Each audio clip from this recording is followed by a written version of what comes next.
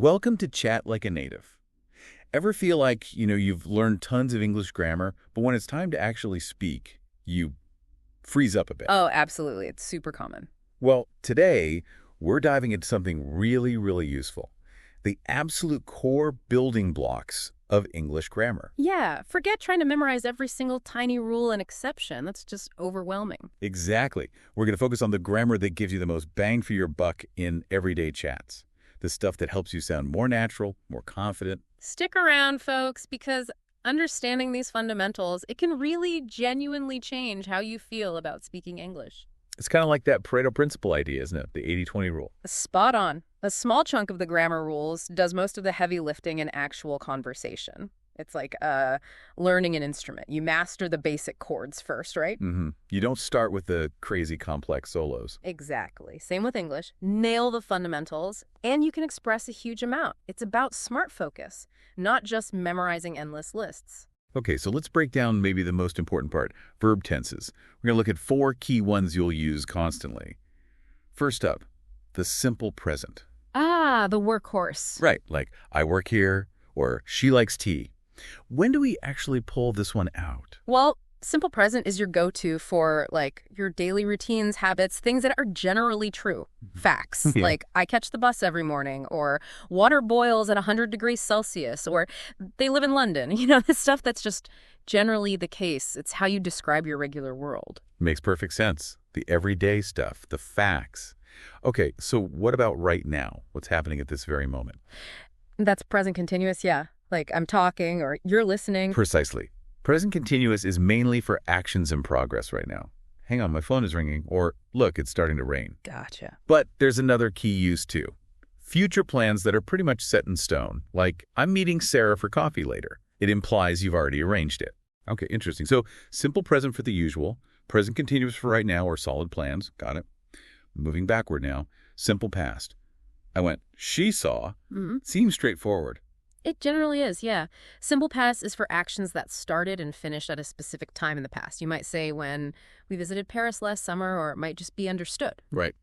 The key is the action is done, over, finished. It's how you tell stories. Basically what happened yesterday, last week, whenever. Okay. And then the present perfect. This one sometimes trips people up, doesn't it? Yeah. I have seen that film, or He Has Left. Ah, yes, the present perfect. It's a bit more nuanced because it connects the past to the present. Think experiences or recent actions with current relevance. Well, if you say, I've been to Italy, the experience is part of your life now. It might influence whether you want to go again, for example. Or she's finished her report. The relevance now is that the report is ready. Ah, okay. So it's about the present result or the experience itself, not necessarily when it happened. Exactly. Native speakers use it a lot for that life experience stuff without pinning down the exact date. Have you ever tried sushi? That kind of thing. Right. Okay, those 4 tenses really do cover a lot, don't they? Simple present, present continuous, simple past, present perfect. They're your foundation, definitely. Cool. Now, what about those little helper words, modals, like can, could, will, would? How do they fit in? Modals are great. They add flavor, sort of, to the main verb. Can and could are mostly about ability, right? I can swim. He could play the piano really well as a kid. Okay, ability. But could is also super useful for making polite requests. Could you pass the water? Sounds a bit softer, a bit more polite than just, can you pass the water? Ah, the politeness factor. Good tip. And will and would. Will is your standard future marker. I'll call you tomorrow. Simple. Would also gets used for politeness, especially in offers or invitations. Would you like some coffee? Nice. It's also used for hypothetical situations, like imagining things. But for everyday chat, that polite offer function is really key. Got it. Politeness goes a long way. Yeah. Okay, what about if sentences? Conditionals. You mentioned zero and first are essential. Why those two specifically? Well, the zero conditional is for facts. Things that are always true if the condition is met. Structure is simple. If plus present simple, present simple. Like? If you heat ice, it melts. It's a scientific fact, a general truth, helps explain cause and effect. Okay, logical. And the first conditional? First conditional is for real possibilities in the future, what might actually happen. The structure is usually if plus present simple, will plus base verb. So, like making plans. Exactly. If it doesn't rain tomorrow, we'll go for a picnic. It's about a likely future scenario and its consequence. Super useful for planning and talking about possibilities. Makes sense. Okay, let's zoom right in on tiny words that cause big headaches sometimes. Articles. A, an, the. Any simple rules of thumb? Okay, think of a or an as introducing something for the first time. We're talking about any one of something, not a specific one. I need a pen. Any pen will do. And is just for vowel sounds, right? And apple and hour. Spot on. Now, the they is different. The they points to something specific, something we both know about, maybe because we just mentioned it or it's the only one around. Did you read the email I sent? We both know which email. Or can you close the door? Probably only one door is relevant. Okay, and for general, or first mention, V for specific. What about things you can count versus things you can't? Like apples versus water. Good point. A and an only go with singular countable nouns. A chair, an idea. You can't say a water or an advice. Right. For those uncountable nouns, you might use some water, some information, or nothing at all. But you can use the if it's specific. Pass me the water, the specific bottle on the table, or the advice you gave me was helpful. Ah, got it. That clears things up a bit. Now, prepositions. Especially time and place ones like at, on, in. They feel a bit random sometimes. They can feel tricky, yeah. But there are patterns. For time, think for specific points at 5 p.m. at midnight. On, for days and dates, on Friday, on my birthday, on May 1st. Okay. And in for longer periods, in the morning, in June, in summer, in 2025. At precise time. On day date. In longer period. Okay. What about place? Similar idea. At often for specific points or locations, at the bus stop, at work, at Sarah's house. Right. On for surfaces or lines like streets, on the table, on the wall, on Oxford Street. Right. And in for enclosed spaces or larger areas, in the box, in the garden, in London, in the car. Those are really useful guidelines. Okay, something super basic but really important. Subject-verb agreement. Making sure the verb matches the subject, like he plays, not he plays. Oh, fundamental. It sounds simple, but getting it wrong can really make your English sound well off. Yeah. Especially in the simple present. That third-person singulars for he, she, it, I walk, you walk, but he walks, she talks, it works. Nailing that as consistently makes a huge difference. Definitely. And forming basic questions and negatives is the easy way. For lots of verbs in the simple present and simple past, you need those helper verbs do, does, or did. For questions, do you understand? Does she live here? Did they arrive? Notice the main verb stays in its base form. Right, the helper does the work. Exactly. And for negatives, I don't know, he doesn't agree, we didn't go. Again, don't, doesn't, didn't, plus the base form. These are absolute lifesavers for basic communication. They really are.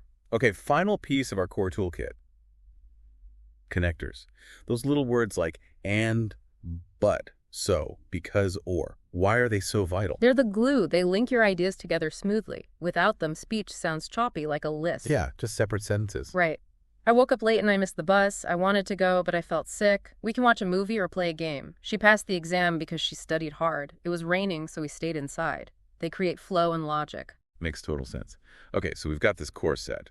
4 tenses, basic modals, 2 conditionals, articles, key prepositions, subject-verb agreement, basic questions, negatives, and connectors. Now, why is trying to learn everything else sometimes a bad idea for speaking? Well, it's this thing called cognitive overload. Your brain can only handle so much at once, especially when you're trying to speak in real time. Right. If you're desperately trying to remember, I don't know, the rule for the past, perfect continuous, while also trying to listen and formulate your next sentence, you just get stuck. You hesitate. You stumble. It's analysis paralysis, isn't it? Thinking about the grammar instead of just communicating. Exactly. There's a big gap between knowing a rule intellectually and using it automatically. Overthinking grammar kills fluency. You need to let go a bit and trust the basics. And you mentioned a false confidence trap. What's that about?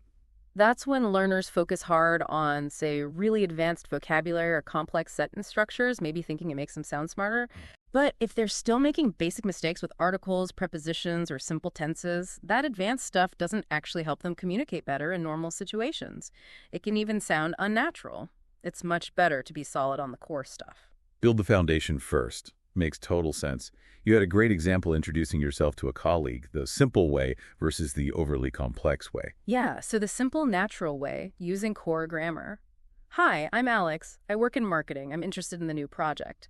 If you have time tomorrow, could we talk more? Simple, clear, friendly, gets the job done. Totally. Now compare that to, greetings, my name is Alexander. I have been employed within the marketing department for a duration exceeding 2 years. I would be grateful for the opportunity to reconvene at a mutually convenient time in the event that you are amenable. Whoa, yeah, okay. Technically correct, maybe, but who talks like that over coffee? Exactly. The first one connects. The second one, well, it creates distance. Using the core grammar naturally is way more effective for actual conversation. Couldn't agree more. So, how do people practice this core stuff effectively, make it stick? You had some practical tips. Yeah, practice is key, not perfection. One great technique is shadowing. Shadowing. You listen to a short clip of natural English, maybe just a sentence or two from a show or something, and you try to repeat it immediately, mimicking the pronunciation, rhythm, and the structure. Focus on those core patterns. Kind of like singing along to a song, but with speaking. Sort of, yeah. It gets your mouth and brain synced up. Another one is sentence mining. Okay. Pick one grammar point for the week, say the present perfect, or using can and could. Then make it personal. Write down, or even just think of 5 or 10 sentences using that grammar about your own life, your plans, your opinions. Making it relevant to you. Smart. Definitely helps it stick. Then there are communicative tasks. Like role-playing. Exactly. Simple scenarios. Pretend you're ordering food, asking for directions, making small talk at a party. But consciously try to use the core grammar we've talked about. The goal is just comfortable use in a context. Practice for the real thing. Makes sense. What about dealing with mistakes? Keep an error correction journal, maybe? Notice the mistakes you keep making. Often it's articles or prepositions. Write down the wrong sentence, then the correct one. Maybe add another correct example yourself. It helps you focus on your specific weak spots. Targeted practice. I like it. And finally, finding conversation partners. Yeah, find someone to chat with, but give them a specific instruction. Say, look, this week I'm really focusing on simple past versus present perfect.